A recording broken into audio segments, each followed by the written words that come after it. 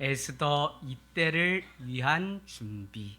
우리는 4장 14절로 한번 가볼까요? 하만의 음모에 의해서 포로로 잡혀온 유대인들은 몰살되기 직전입니다. 이 사실을 알았던 모르두게라고 하는 한 사람이 유대인임에도 불구하고 페르시아의 관직에 있는데, 그가 이 첩보를 듣게 되면서 자기의 조카였던 이방 여인, 유대 시골 여인이었죠, 에스더를 찾아가서 4장 14절, 이때 내가 만일 잠잠하여 말이 없으면 유다인은 다른 데로 말미암아 노인과 구원을 얻으려니와 너와 내 아버지 집은 멸망하리라. 내가 왕후의 자리를 얻은 것이 이때를 위함이 아닌지 누가 알겠느냐 하니.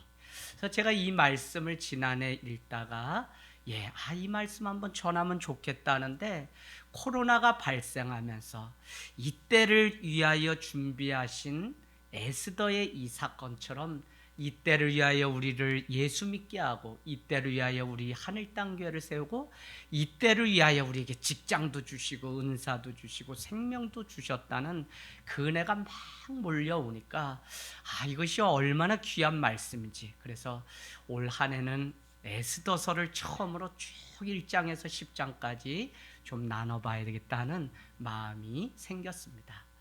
여러분, 페르시아어로 이 에스더는 별이라고 말씀드렸습니다. 별은 아무도 보이지 않고 가지 않는 그때에 무별이 떠오르게 되면 그것은 새벽으로 가는 징검다리인 동시에 누군가의 길을 밝혀주고, 특별히 동방박사들이 별을 따라서 예수님이 태어나신 그곳에 오신 것처럼 생명의 길로 인도하는 것이 바로 이 별입니다. 그 별이라는 이름에 가진 사람이 에스더라고 하는 것입니다. 여러분은 이렇게 세상을 살아가면서 삶의 중심부에 늘 거하는 삶을 살아갑니까? 아니면 그냥 세상 주변부에, 변방에 살아가는 삶이십니까? 저는 세상은 계속해서 믿는 우리에게 중심부로 들어가라고 강요하고, 특별히 영향력이라는 이름으로 마치 더 화려한 빌딩 안에 우리가 가는 것이 더 많은 영향력을 드러내고 더 많은 선을 끼칠 수 있다고 우리에게 성공지향이라는 이름으로 이렇게 포장해서 강요하는 것을 보게 됩니다. 그러나 우리가 온전히 예수를 믿고 따른다면 어떤 인생이든지 중심부가 아니라 사실은 변방에서부터 출발하고 사실은 주변부의 위치에서 산다는 것입니다. 그것은 우리가 그렇게 살려고 하는 게 아니라 주님을 믿고 따르는 것이 타협과 분별이 우리가 잘 구별해야 되기 때문에 나도 모르게 그 주변부에서 살아간다는 것입니다. 그럼에도 불구하고 하나님은 그 주변부에서 당신의 일을 여전히 하고 계시고, 여전히 중심부를 향해서 외치게 하며 어떠한 힘을 불어넣는 일을 변방에 있는 작고 큰 사람들을 통해서 하고 계시다는 것입니다. 누가 알아주지 않는 주변부의 그 삶이 중심부를 향해서 때로는 돌 하나를 던지고, 때로는 그냥 그 중심부에 있는 사람들이 그 괴로움 속에서 살아갈 수 있도록 하는 것이 아무것도 아닌 주변에서 일어나는 그 영향력 때문에 가능한 것을 보게 됩니다.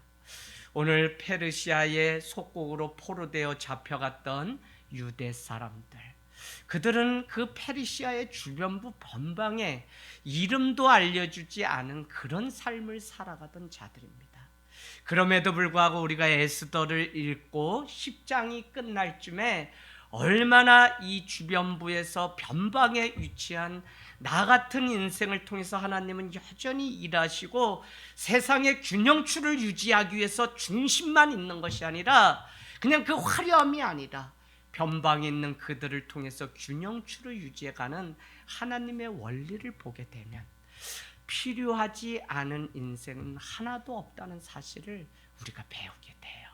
내가 어느 곳에 살든지 어떤 일을 하든지 하나님을 바라보는 그 중심만 변함이 없고, 주님이 가리키는 그 손끝을 향해서 가는 그 걸음만 놓치지 않는다면 하나님은 그 속에서 일을 하고 계신 것을 우리는 보게 됩니다.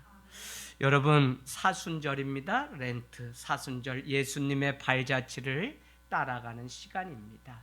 주일을 제외하고 40일, 한 47일 정도를 초대교회는 계속해서 부활절과 또 성탄절 전에 있는 40일을 중요한 절기로 지켰습니다.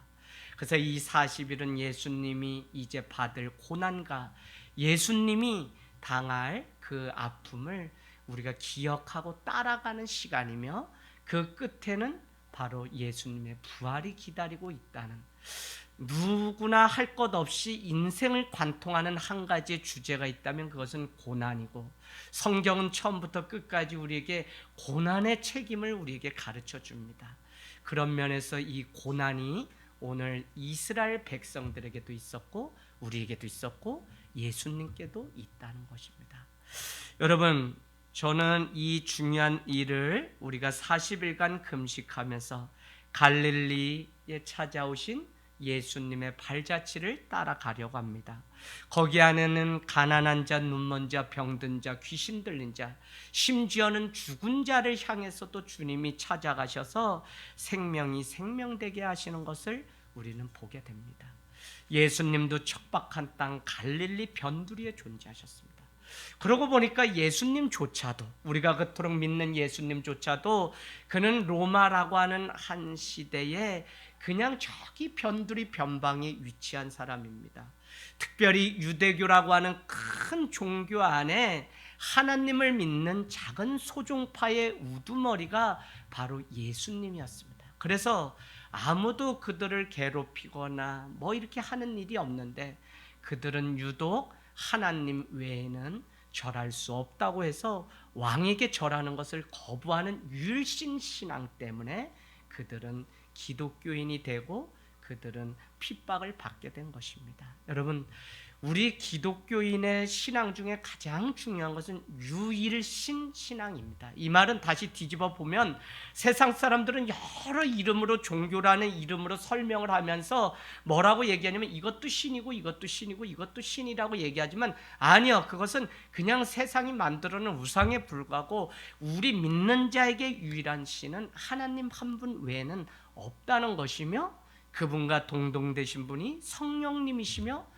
그분과 동동되신 분이 예수 그리스도, 기독론을 믿는 것이 우리의 신앙이기 때문에 우리는 세상 가운데 내가 유일하신 분이 하나님이라는 것을 인정할 것인지 아닌지의 싸움을, 오늘 이 에스더와 포로로 잡혀간 유대인처럼 그 싸움 가운데 날마다 놓여 있는 것입니다. 그 싸움을 선하게 오늘도 주의 뜻을 따라서 한다면 저는 중심부로 내가 가서 대충 살 수 있음에도 불구하고 우리 믿는 사람은 그렇게 살 수가 없다고요. 그래서 하늘 땅 교회가 산자락 밑에 주변부의 변방에 나와 있는 이것조차도 하나님의 그 뜻이 이 안에 있다는 사실을 깨닫게 됩니다. 여러분, 마이너리그에 있던 유대교의 한 소종파였던 사람들, 그럼에도 불구하고 오늘 그들의 예수 운동이 눈덩이처럼 불어나 그 영향력이 세상 중심부를 향해서 힘과 권력이 아니라 섬김과 죽음으로 십자가로 하나님의 나라를 이루어가는 그 방식이 울림이 더 컸다는 것입니다.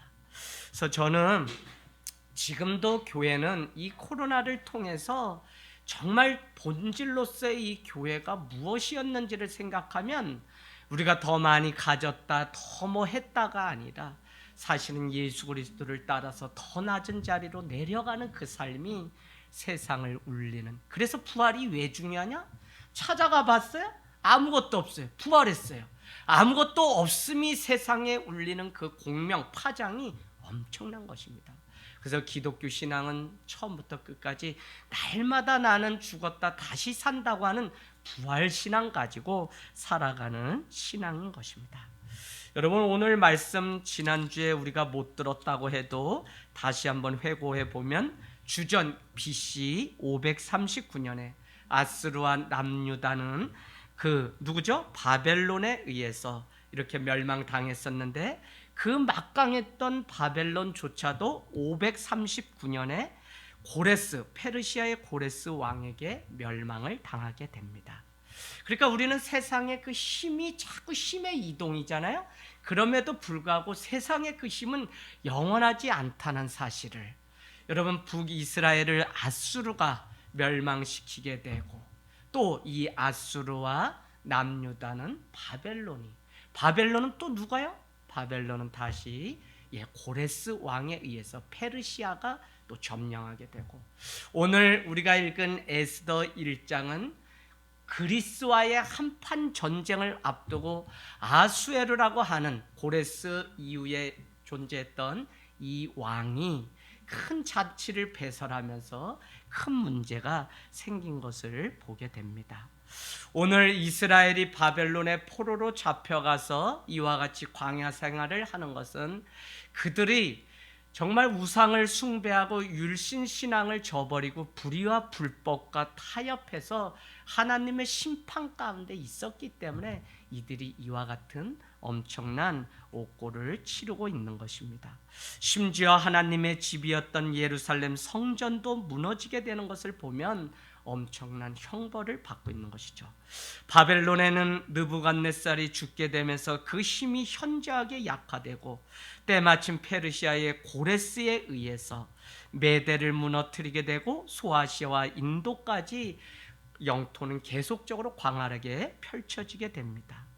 이전 제국과 달리 고레스 왕은 칙령을 내려서 너희가 믿는 나라와 신앙, 종교로 돌아갈 것을 이야기하고, 오늘 우리가 읽은 이 말씀 앞에 역사서의 마지막 끝자락인 에스라서와 니에미야가 등장하는데 동시대격에 같이 살던 자들입니다. 그런데 고레스가 자기 나라로 돌아가 성전을 제거할 것을 풀어주게 되자 그들은 돌아와서 성전 재건하는 장면이 에스라서와 니에미사에 기록되고, 그럼에도 불구하고 아직도 돌아가지 못하고 포로돼서 디아스포라, 그냥 흩어진 나그네 되어서 이 페르시아에서 살아가는 자들이 남유다에 등장하는 오늘 에스더서에 등장하는 사람들입니다.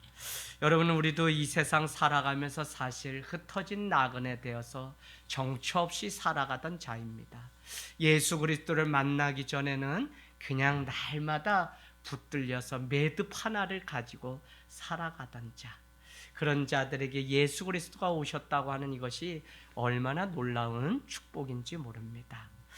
여러분은 이 한 주 에스더서를 시작하면서 여러분의 삶 가운데 하나님이 일하시고 있다는 이 사실을 어떤 면에서 발견하셨습니까?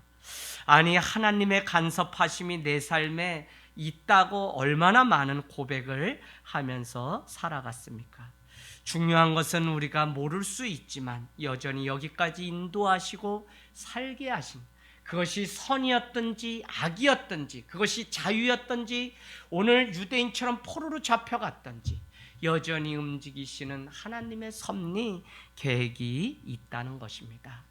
우리는 에스더서를 다시 한번 이제 반복해 보면, 에스더서는 종교개혁적 칼뱅과 루터도 여기에는 하나님이라는 그 이름이 한 번도 등장하지 않고, 또 믿음의 용어였던 기도와 성전과 율법과 같은 보편적인 단어가 한 번도 등장하지 않기 때문에 하나님에 대해서 배울 교훈이 전혀 없다고 생각했습니다. 더욱이 신구약에 한 번쯤은 에스더서가 구약에 무슨 말씀이 있었다고 인용이 되기 마련인데 한 번도 에스더서가 인용되지 않았기 때문에 이것은 정경이 아니라고 이야기하고 설교하지 않았다는 것입니다. 여러분, 그럼에도 불구하고 하나님이 전혀 기록되지 실지 않았는데 이 안에 움직여 가시고 역사의 무대 가운데 에스더라고 한 사람을 등장시키기까지 여전히 움직이시는 분은 하나님이었다는 겁니다.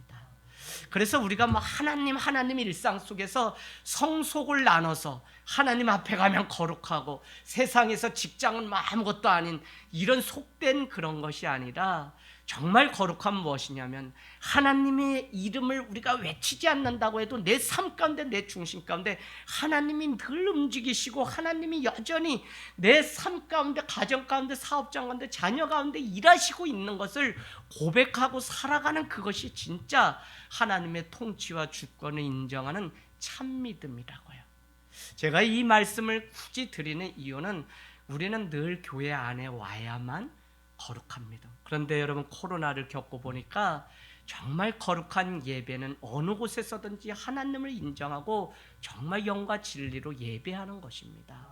그래서 우리는 더 본질로 돌아가서 하나님이 우리 신앙의 정수가 정말 무엇인지 우리에게 이번 기회를 통해서 배우게 되는데, 그것은 무엇이냐? 하나님 살려주세요, 하나님 뭐 기도했어요, 하나님 뭐 오늘 말씀 이렇게 굳이 안 해도, 하나님이 음성을 들었어요 뭐 안 해도, 여러분의 삶 가운데 수시로 자녀와 대화를 나누고 말을 하고 관계를 맺는 그 삶 속에서 하나님 이 일의 주인이 되셔서 움직여 주십시오, 운전을 하면서 하나님이 이 운전대를 잡아 주십시오라고 고백할 수만 있어도 우리는 에스더서에 하나님이 한 번도 언급되지 않아도 여전히 역사의 이 수레바퀴를 돌리시는 하나님이 저와 여러분의 인생을 움직이시고 다스려 간다는 사실을 놓치지 않게 되기를 원합니다.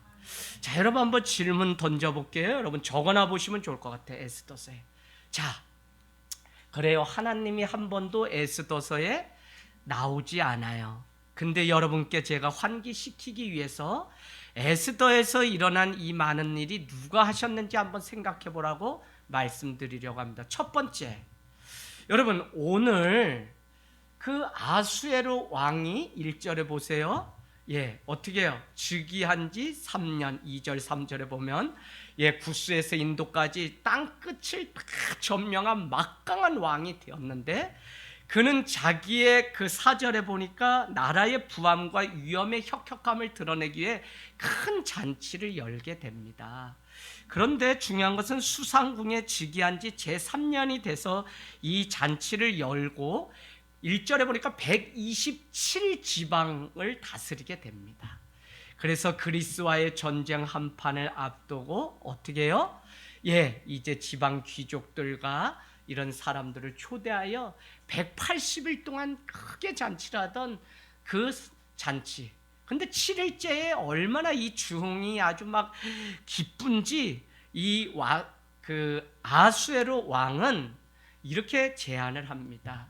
저기 가면 왕궁에 와스디라고 하는 아내가 있으니, 왕후가 있으니 그를 청하여 그의 아리따움, 어디요? 11절에 보니까 아리따움을 뭇백성과 지방관들에게 보이게 하라. 여러분 표시 다 해놓으셔야 돼요. 그리고는 뭐라고요? 왕후의 용모가 보기에 좋다고 하는 사실을 백성들에게. 여러분 이거 이해되세요? 사실 남자들 지금도 그래요. 세상 나가보면 아내 막 이쁘면 뭐 마치 그게 무슨 큰 권력, 돈 가진 것처럼 세상에 나가서 아내 막 자랑하려고 하는 사람이 있어요. 이 당시는 더 했겠죠. 특별히 그리스와의 전쟁을 앞두고 그들의 동의와 힘을 하나로 모으기 위해서 잔치를 배설한 그 끝에 최고의 클라이막스는 이 땅의 국모였던 왕후 와스디가 등장함으로 인해 많은 사람들이 어떻게 저렇게 이쁠까, 왕의 권력은 대단하구나 라는 찬송을 받기를 원하는데, 중요한 것은 이것을 위해서 4시 7명을 보냈더니 왕후가 어떻게 했다고요? 왕후가 12절에 왕명을 따르기를 싫어하니 왕이 진노하여 마음속에 불붙는 분노가 있었다는 것입니다. 사람들 앞에서 그야말로 창피를 다당하게 된 것이죠. 자, 제가 드리려고 하는 첫 번째 질문은 무엇이냐? 당시 많은 사람들은 반드시 왕의 명령을 다 따랐을 텐데 왜 이 와스디는 왕의 명령을 따르지 않았을까? 제가 드리는 것은 이 질문인 동시에 만약에 와스디가 왕의 명령을 따랐다면 에스더는 역사의 무대에 등장할 수 있었냐는 것입니다.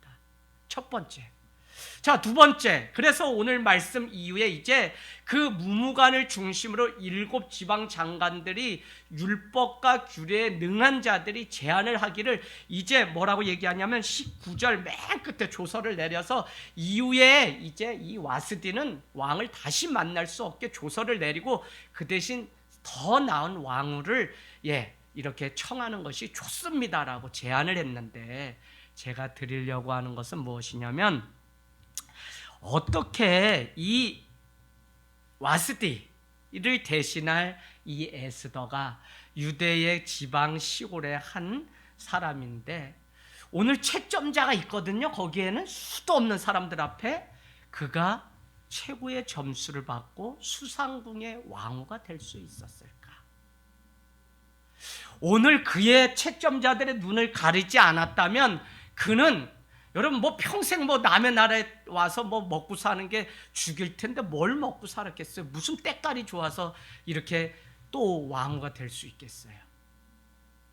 제가 드리려고 하는 것은 이 모든 일을 움직이시고 주관하신 분이 하나님이라는 이름이 한 번도 기록되지 않은 것이 이 에스더서라고 해도 여전히 그들의 눈을 가리고 여전히 역사의 무대의 주인공으로 올리시려고 하시는 하나님의 계획이 있다는 것을 우리는 보셔야 된다고요. 지금 내 삶이 되는 게 없어요. 코로나 때문에 학원도 문 닫게 생겼어요. 교회도 이제 다 죽도 이제 언제까지 먹을 수 있을지 모른다 이거예요. 그런데도 여러분, 이 역사조차도, 이 시간조차도 우리가 이 에스더서를 읽어보면 하나님이 간섭하시고 다루시고 일하시기 때문에 우리 믿는 자는 반드시 승리하는 삶으로 끝나는 것이지, 우리가 세상 돌아가는 이치로 따지면 우리는 자랑할 게 지금 아무도 없어요. 제가 아파트 가잖아요. 제가 목회자인 걸 알고 소장님 하루에 12번 만난 목사님 진짜 교회 죽겠지요. 내 그 말에 죽겠다니까요. 계속 저를 위해서 하세요. 어느 교회 권사님이신데 목사님 아주 하늘 땅 교회 개척해서 좀 될 만하니까 이제 죽겠지요. 내가 하루에 한 죽겠지요를 몇십 번 들으니까 정말 죽어요. 근데 내가 죽냐? 아니요. 하나님의 뜻이 있지요. 계획이 있지요라고. 지금 하나님이 보이지 않고 숨어 계시다고 많은 사람들은 이야기하지만, 이때에도 에스더가 우리에게 주려고 하는 것은 여전히 하나님은 일하시고 숨어 계시고 침묵하시는 게 아니라 이 역사를 움직이시고 하늘 땅 교회와 우리 인생을 움직여 가시는 때라는 사실을 볼 때, 지난주 말씀과 같이 하나님의 섭리와 뜻을 발견해야만 성도는 어떻게 해요? 진짜 자유함을 얻게 되고 행복이 무엇인지 알게 된다고요. 우리가 하나님 믿고 오해하지 마세요. 무엇대로 시온의 대로와 같이 이게 아니라 요셉이 하나님과 함께함으로 형통한 것이지, 우리의 실존은 이 땅에 살기 때문에 코 깨지고 자빠지고 접시에도 다 우리 깨지는 인생이에요. 그런데 우리가 무엇 때문에 세상 사는 사람처럼 좌절하거나 낭망하지 않냐면, 우리는 여전히 이 안에서 하나님이 빚어가시고 움직이시는, 지금 하나님 보이지 않아요? 내 삶은 지금 척박해요. 날마다 죽음 같아요. 그 골짜기를 지나면서도 여전히 움직여 가시는 분이 하나님이라는 사실, 특별히 내 인생에 하나님의 계획이 있어서 이곳까지 보내셨구나, 이 사람을 만나게 하셨구나, 나를 이 일을 맡기셨구나 하는 이 놀라운 진리를 깨닫게 되면 우리는 거기서 자유함과 행복을 누리게 돼요. 이해되시나요? 이거 지금 엄청 중요해요. 그래서 여러분, 신앙생활하면 저 사람은 다 잘되고 주식도 뭐가 어쩌고 저쩌고 많은 얘기들이 있어요. 세상 중심부에서 드러나는 화려한 이야기. 근데 나는 했다면 다 망해, 안 돼, 안 돼. 그래도 진짜 믿음은 무엇이냐면, 여기에 하나님이 더 지혜를 가지고 살게 하시려고 나에게 이 좌절도 주셨거나, 아니면 너 하나님을 향해서 내 삶을 달려오게 하시려고 나를 이 매듭 가운데 풀어주지 않는구나 하는 사실을 고백할 때, 저는 이 코로나가 한 방에 온 세계를 움직이는 전염병이 된 이 안에도 분명히 하나님은 오늘 에스더서와 같이 간섭하시고 계획하시고 보이지 않는 곳에서 일하시고 있는 때라고 믿는 것입니다. 할렐루야. 여러분, 그 하나님이 여러분의 하나님이 되기를 원합니다. 이 놀라운 사실을 모르게 되면 교회를 다니면서도 자유가 뭔지 모르고 행복이 진짜 어디서 오는지 우리가 모르게 돼요. 그래서 여러분, 믿음이라고 다 믿음 아니고 교회 신앙생활이라고 다 아니에요. 여러분, 우리 인생 가운데 관통해서 지나가는 이 고난이라고 하는 이 한 가지, 성경에 무수한 사람들이 당했고 심지어는 여기에 있는 우리조차도 작든지 크든지 고난을 관통해요. 그게 끊어지지 않는다고요. 저 사람 안 만나고 안 보면 좋은데 계속 그 고난의 끈이 이어진다고요. 그럼에도 불구하고 우리는 그 안에 하나님이 하시고자 하시는 뜻이 있다는 사실을 발견하면 우리는 그 길을 완주할 수 있습니다. 할렐루야. 이게 저는 이때 코로나가 계속되는 지금 저에게 주셨던 메시지고, 어떻게 하나님이 그냥 척박한 그 변방에서 결국은 이 페르시아의 왕후가 되어서 왕보다 더 큰 영향력과 힘을 지닌 에스더를 사용하실까라고 하는 그 한 가지가 얼마나 기쁨이 되는지 몰라요. 사랑하는 여러분, 페르시아의 아하수르 왕은 인도에서 구스까지 127방을 다스리는 막강한 힘과 권력을 가진 사람입니다. 수상궁에 즉위하고 3년이 지난 모든 지방 간 신하들을 위해서 잔치를 베풀게 되고, 180일 동안 잔치가 이어지는 것은 영화로운 나라의 부왕과 자기 위엄을 자랑하고자 한 것입니다. 이때 클라이막스 한 몫은 아리따운 왕후 와스디가 와서 그 왕의 가장 막강한 힘을 꽃피워주고 그 절정을 보여줄 때입니다. 더욱이 그리스와의 대전을 앞두고 있었기 때문에 힘을 얻어야 돼요, 지방 장관들, 귀족들에게. 그래서 열린 이 잔치에 찬물을 끼얹는 사람은 7내시가 청하는 왕의 명령을 전했을 때 그들은 이런 지하의 왕후 와스디는 거절하면서 이 일은 완전히 다른 일로 불붙듯 일어나게 됩니다. 13절 가보겠습니다. 13절. 왕의 분노가 얼마나 컸는지, 그가 한 것은 무엇이죠? 이러한 사례를 아는 현자를 찾아가게 됩니다. 이러한 사례라는 것은 왕의 명령을 지키지 않은 왕과 도대체 역사에 있었는지를 아는 현자를 찾아가는데, 가로 안에 그 현자는 누구냐면 모든 규례와 법률에 능한 자입니다. 그 사람들 중에 누가 있었냐면 오늘 이 잔치에 왔던 7 지방 귀족들이 있는데, 그의 이름을 14절에는 쭉 7 지방관에 대해서 쭉 가르스나와 세달가 뭐 쭉 해서 했는데, 그 지방장관의 우두머리가 또 누구였냐? 무무간이라는 사람입니다. 무무간. 여러분, 어려우면 무모한 사람이라고 그렇게 이해하시고 하면 무무간, 이게 쉬워요.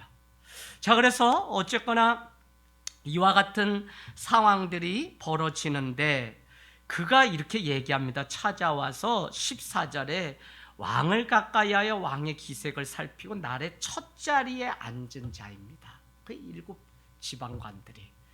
그런데 여러분, 우리가 이와 같이 어려움을 겪고 보면 우리는 이럴 때 그 도와주기 위해서 위로자로 딱 달라붙는 사람이 있는가 하면, 여러분 세상도 똑같아요. 이것을 이용하는 간신배들이 반드시 있기 마련이에요. 우리 아주 조선시대 역사 보면 다 그 내용이고, 설날 명절에도 그냥 뭘 했든지 제목으로 영화 시작되는 거 보면 다 이런 내용입니다. 자, 그래서 분별이 중요한데 이 간신배가 14절에 무무간이 어떻게 하냐면 왕의 기색을 살피면서 슬그머니 말을 던지기 시작합니다. 그런데 무무간은 지방장관은 사실 왕이 가장 힘이 세고 그 다음에 왕후가 세고, 근데 이 왕후가 그냥 없어지면 그 다음에 투고는 누가 되냐면 지방장관, 특별히 무무간이 그 자리를 차지할 수 있는 위치입니다. 여러분 한번 표시해 놓으세요. 5절, 잔치가 7일 동안 열렸다. 7일에 동그라미 치세요. 너무 중요합니다. 10절로 가세요. 10절. 내시가 몇 명이었다고? 7명이었다는 거야. 내시 7명을 해서 왕후에게 가서 내 명령을 전하라고 얘기합니다. 자, 오늘 14절 가세요. 장관도 지방장관도 7. 성경에 나오는 7이라는 것은 완전을 의미하는 동시에 더 이상 필요한 게 없는 충족함을 이야기합니다. 충만이라는 거예요. 충만. 잔치를 열어도 7일이 돼야 흥이 나서 중이 너무 심해서 그는 오늘 아수에로 왕은 생각해 보니까 이때 오늘 잔치 최고는 왕후가 오는 것이구나 하고 내시에게 7일 잔치 끝에 명령을 내리게 되는 것입니다. 그런데다가 어떤 결정이나 지역을 나누는 것도 7이라고 하는 이 숫자는 균형 있고 견제를 할 수 있기 때문에 안정적입니다. 그런데 오늘 사람이 하는 이 완전이라는 것은 있을 수 없다는 것을 우리에게 보여주고 있는 것입니다. 7 지방간의 이름이 언급되어 있어요. 그러나 그 중에 으뜸이 무무간이라고 말씀드렸습니다. 그가 해야 되는 일은 15절 끝에 보니까 아수에로 왕의 명령을 따르지 아니하니 규례대로 하면 어떻게 처치할까라고 하는 그 숙제가 지금 놓여 있는 거예요. 어떻게 왕의 명령을 어긴 왕후 와스디를 처리해야 되는지, 그것도 왕이 현자를 찾고 법률과 규례대로 해달라고 해서 자기를 청했기 때문에 그거에 맞게끔 오늘 이 일을 결정내는 일을 해야 되는 것입니다. 그럼에도 불구하고 오늘 이것이 되지 않는 것이죠. 왕과 지방간 앞에서 16절 한번 가보시겠어요? 16절 대답하여 이르되, 표시해 놓으세요. 왕후 와스디가 왕에게만 우리가 볼 때는 왕에게만 지금 잘못한 거거든요. 근데 왕에게만 잘못했을 뿐 아니라 라고 하면서 아수르 왕의 각 지방의 관리들과 뭇백성에게도 잘못했다고 하는 논리를 펴기 시작합니다. 그래서 제가 간신배라는 거예요. 여러분, 일이 생기잖아요. 어떤 사람 상담하면 그 일을 그냥 물거품으로 만들어주고 위로하고 격려해서 아무것도 아닌, 그래서 결국은 나에게 그 매듭에 매여 있던 내 마음을 풀어줘서 자유와 평안을 주는 사람이 있는가 하면 그 사건을 물론 눈덩이처럼 불려가지고 야, 너 이제 죽는다. 죽음밖에 없다. 집사님 이제 이제 어떡하냐. 난 모른다. 내 얘기 안 들어서 그렇게 됐구나. 이러면서 일을 더 큰 일로 벌리는 사람이 있어요. 여러분. 자기의 사명과 위치를 놓쳐버리면 이와 같아요. 그래서 오늘 이 무무간을 비롯한 7 장관이 행하는 이 일들이 정말 왕의 일로 끝날 이 일을 이젠 무백성에게까지 잘못이라고 이끌어가는 이것들을 보면 규례와 법률, 이런 사례가 있었는지 찾아보라고 했던 이 일은 결국 자꾸 커지게 되고 전혀 법대로도 규례대로도 돌아가지 않는 일이 되었습니다. 여러분, 그러면 이 일이 잘못되고 있는 건가요? 저는 여러분, 오늘 이 사건조차도 하나님이 하시고자 하시는 뜻이 있다는 사실을 계속 말씀드리려고 하는 거예요.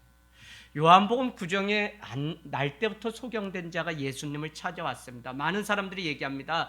이것이 너의 죄냐 부모의 죄의 유전 때문에 너가 눈이 먼 것이냐 라고 했을 때 예수님은 그에게 자유해방 선언문을 써주시는데, 이것은 너에게 하고자 하시는 하나님의 뜻이 있다고 말씀하고 있다.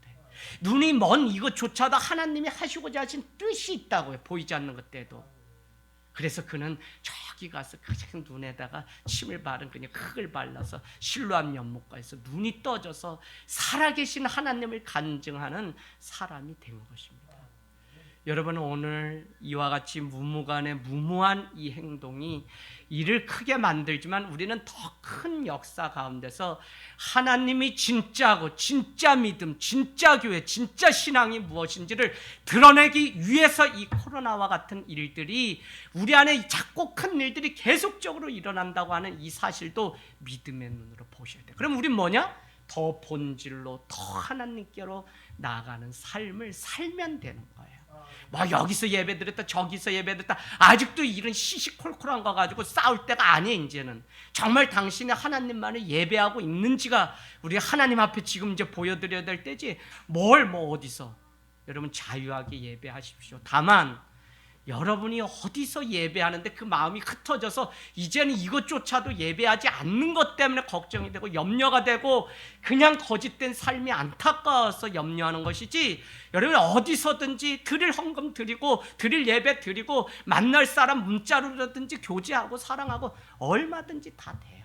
물론 여러분은 중심 잡으시래요. 그럼에도 불구하고 모였을 때 느껴지는 사람의 이 온도와 이 안에 보이지 않는 언어는 만나기 전에는 있을 수가 없어요. 그래서 이 무식쟁이들은 뭐 온라인 예배만 드리면 되지 또 이렇게만 해요. 아니요, 여러분 균형을 잘 가져. 어디서든지 예배 드려도 상관은 없다고요. 그러나 뭐는 놓치고 있을 수 있다는 것을 아쉬워하는 마음은 있어야지 우리가 교회를 제대로 알고 뭐를 균형 있게 보는 거지, 그냥 한쪽으로만 막 얘기하는 게 나는 요새 막 신학 공부를 한 사람으로서 결국 한국 교회를 이렇게 하는 것은 목회자예요. 목회자. 균형 잡히지 않은 거. 그냥 자기 어떤 그냥 신앙 그거를 그냥 얘기하려고 자기의 정제되지 않은 신학으로 뭐 11조 필요 없어요, 새벽 예배 무용론 뭐 필요 없어요, 뭐 필요 없어요. 아우 다 필요 없으면 당신도 필요 없어요. 주님이 왜 그걸 모르시고 자꾸 그렇게 이걸 근데 목회자들이 자꾸 균형 안 잡고 하니까 여러분 뭐를 얻으면 뭐는 잃게 돼 있잖아요 사실. 그렇기 때문에 우리가 다 중요하고 다 귀한 거예요. 어떻게 살아가는 삶이 매 순간이 하나님이 다 운행하는 시간이기 때문에 버릴 게 없다니까요. 지금 우리 집사님 여기 계세요. 우리 선우 윤우 데리고 막 여기 안성에서 여기 뭐 가까워요? 근데 여러분 이 시간 거쳐야지만 천국 가요. 우리 뭐 애들이 말 잘 듣고 막 엄마 뭐 이래가지고 맨날 웃으면서 아니에요. 저희도 몇 년을 예배 못 드리고 다 이러면서 시간들 보냈어요. 근데 제가 알겠어요.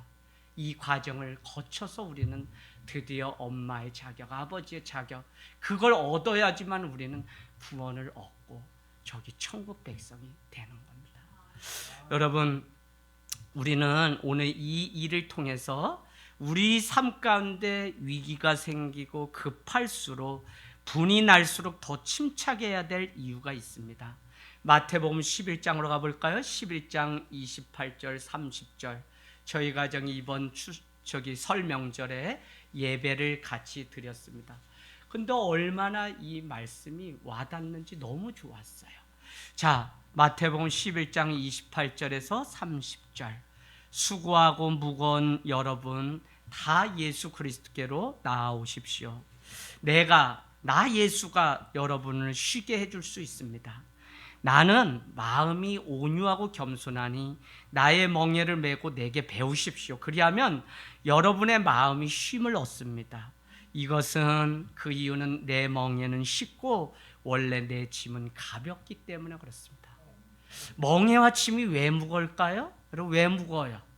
결혼해서 사랑해서 사는데 뭐가 그렇게 무거워가지고 맨날 죽겠다는 거예요. 여러분 결국 물리적인 육신의 그런 게 힘든 게 아니라 결국 우리 마음이 묶여 있어서 힘든 거예요. 결국 여러분 왜 쉼을 얻고 자유함과 평안을 못 얻냐? 우리 마음의 문제라니까요.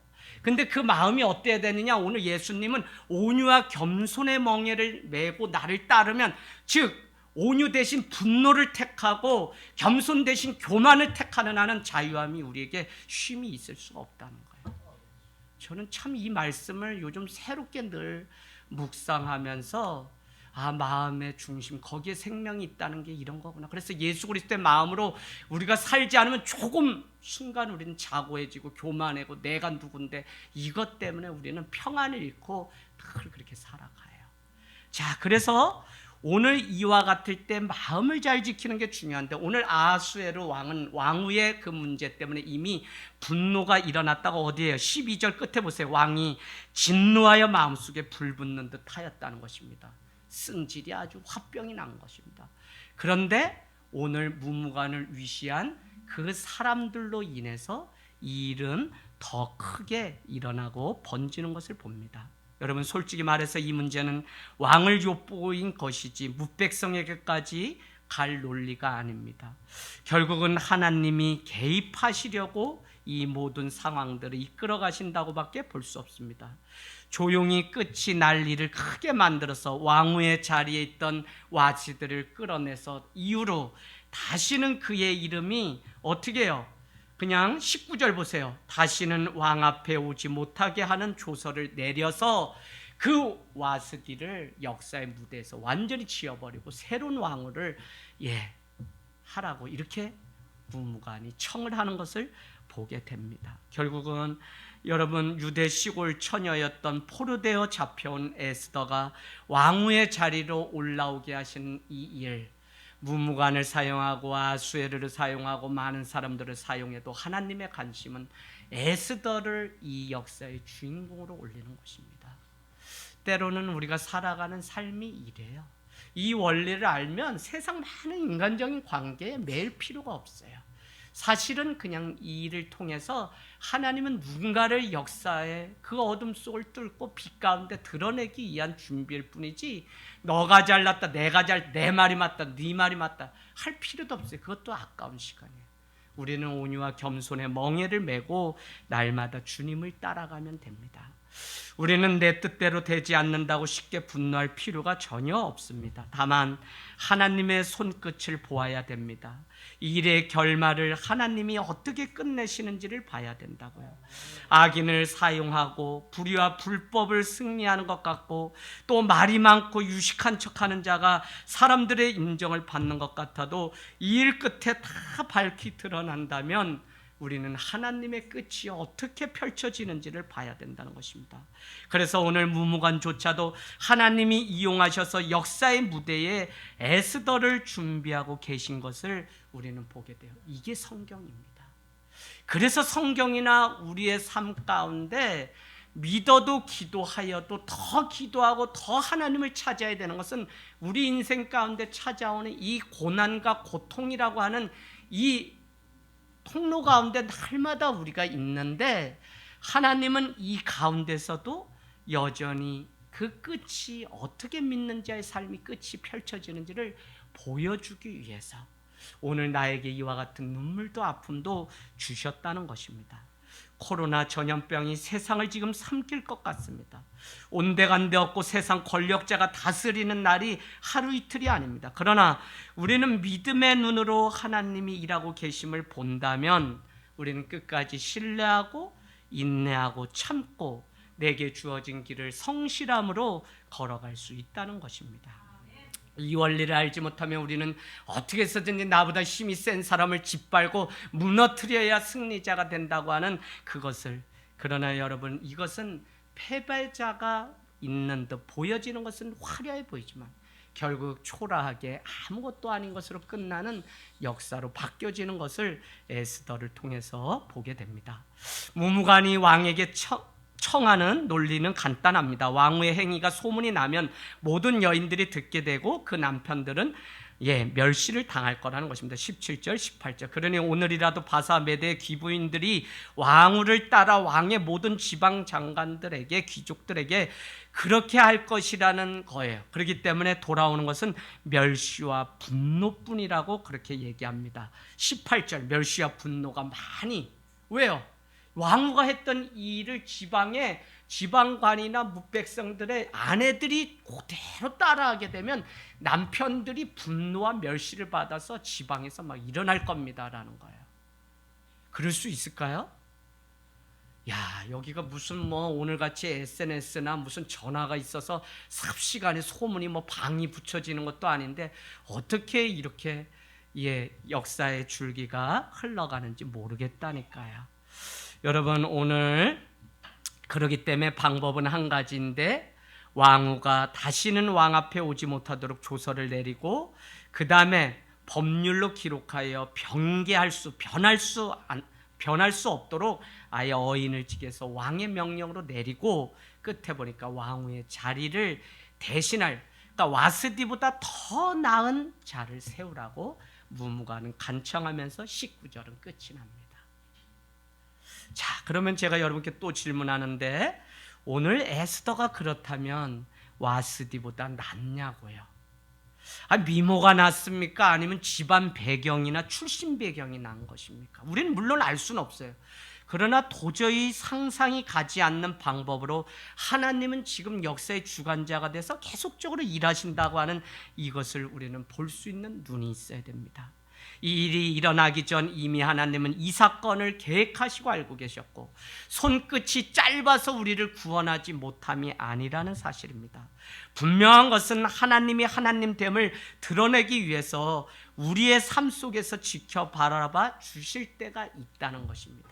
지금 간섭하시고 지금 이래라 저래라 말씀하지 않는다고 해도 그 하나님은 침묵하시는 하나님이 아니라 오늘 이 역사의 굴곡 가운데 구렁텅이에 빠져있는 내 자신을 버려둔 게 아니라 여전히 하나님은 이 일의 시작과 끝을 다 하시고 준비하시고 본인이 주의하고 계시다는 사실이에요. 그 안에 우리는 하나님의 뜻과 섭리를 알기 때문에 순종만 하면 되는 것이지, 내가 무슨 능력이 있어서 내가 무슨 출중해서 하나님이 우리를 사용하신 게 아니라고요. 얼마나 인간이 어리석은지 여러분 사명 놓치지 마세요. 정말 주님이 나에게 무슨 일을, 제가 왜 이 사명을 귀하게 여기냐면 서울로 가기 전에 이미 몇천 명 앞에서 날마다 설교를 하고 담임 목사님보다도 더 설교를 많이 할 정도로 부목사 안수받고 그렇게 인기쟁이였습니다. 그래서 시기를 얼마나 받았는지 몰라. 그런데 서울에 갔더니 하나님이 저의 못난 이 모습을 바꾸시려고 이 교회에 온 이상은 이 교회 문화와 이 교회의 언어, 이 교회는 하와이에서 목회하시다 오신 목사님이에요. 3년을 저기 골방에 가서 설교를 한 번 시켜주고 3년 동안 얼마나 하드 트레이닝을 시키는지 7년 반 정도 있는 동안에 완전히 서울 사람 아니 하와이 사람이 돼버렸어요. 제수처 그냥 입에 공기반 넣고 그냥 사랑하는 여러분 하면서 미소 그거 싫어서 개척하게 된 거예요. 나로 살지 못하니까. 근데 여러분 그 과정을 통해서 제가 나도 저 단에 서서 설교를 하고 싶다는 게 얼마나 저의 마음이었는지 몰라요. 여러분 이 일을 하나님이 시켰다면 우리는 순종하는 거예요. 어리석기 때문에 일이 내일 내일 따지고 날마다 어리석은 자리에 우리가 놓이는 거지, 그냥 주어지면 열심히 우리는 하나님 앞에 감당하면 되는 거예요. 오늘 여러분 이 엄청난 일들 속에서 소용돌이 속에서도 하나님은 무무간의 인간적인 논리에 불과한 이것조차도 사용하셔서 에스더를, 이 우리가 볼 때는 역사가 막 꼬인 것 같지만 여러분 에스더같이 선한 본으로 삼지 않고 악의 본으로 무무간 같은 자도 사용하고 있다는 겁니다. 그래서 우리가 어디에 본이 되는지 본보기가 되는지 잘 보셔야 돼요. 22절 한번 가볼까요? 각 나라의 백성들에게 그들의 문자 언어로 조서를 내리게 되고요.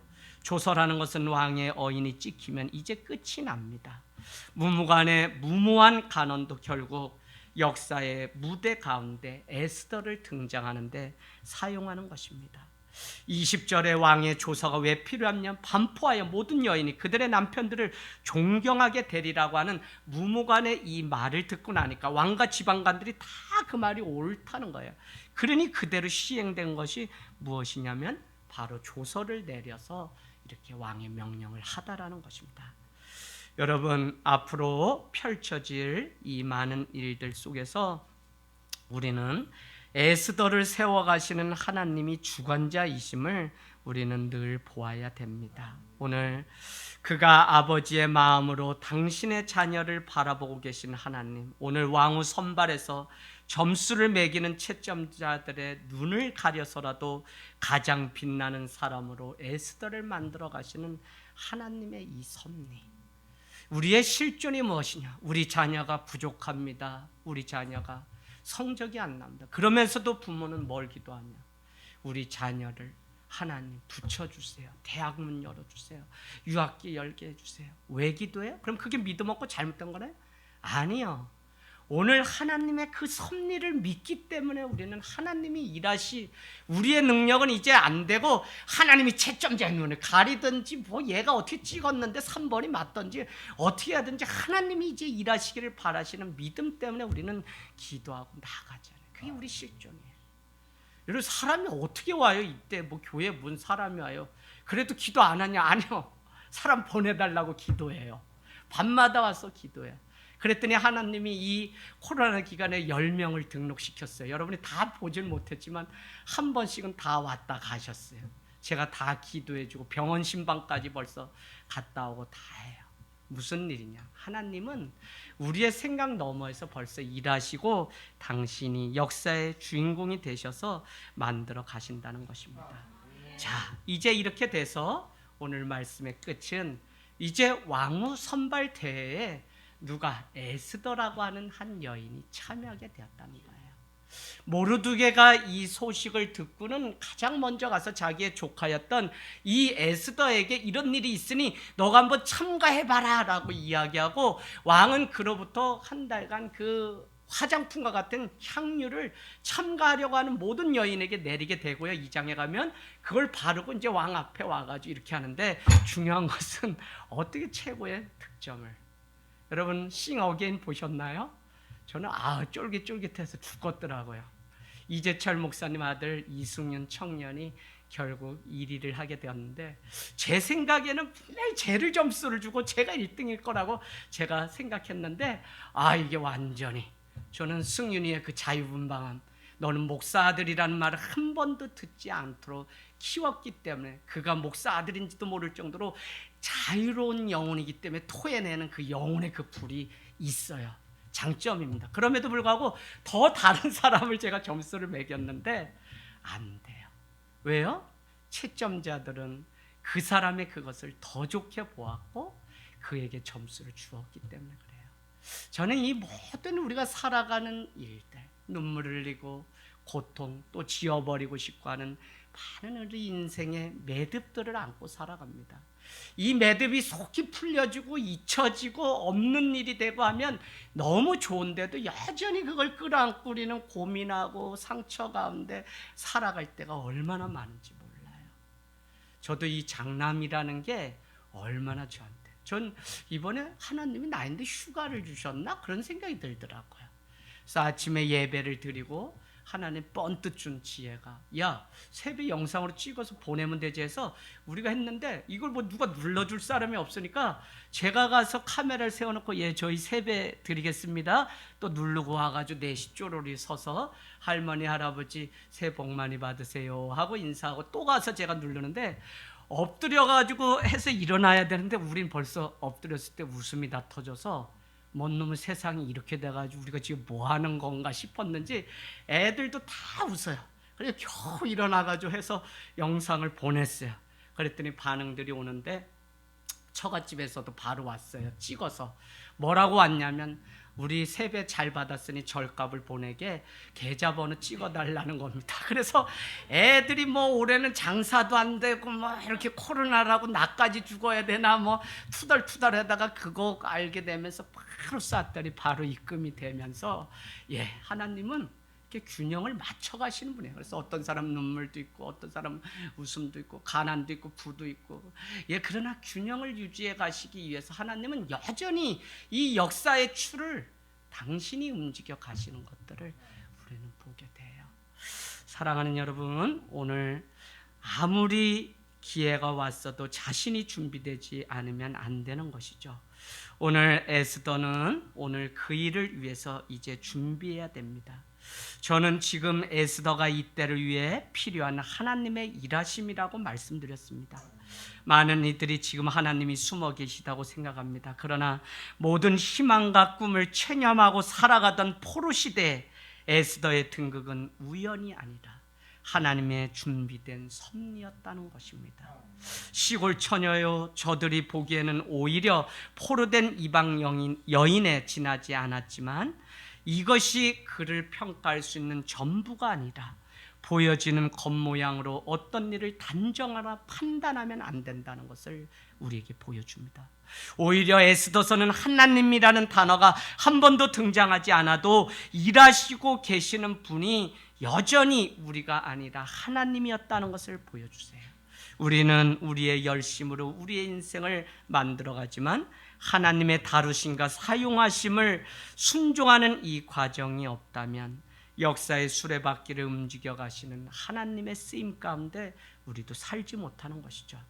저는 한 가지 소원이 있어요. 우리가 에스더를 마치는 날까지 우리에게 살아가는 지금 현상에 머무는 것이 아니라 보이지 않는 하나님의 간섭하심이 내 삶 가운데 날마다 보여지고, 그것 때문에 내가 훈련을 받고, 그것 때문에 하나님 앞에 이 10장의 복음서가 맞춰질 때 내 믿음이 이제 건강하게 자라고 변하는 일들이 있길 원합니다.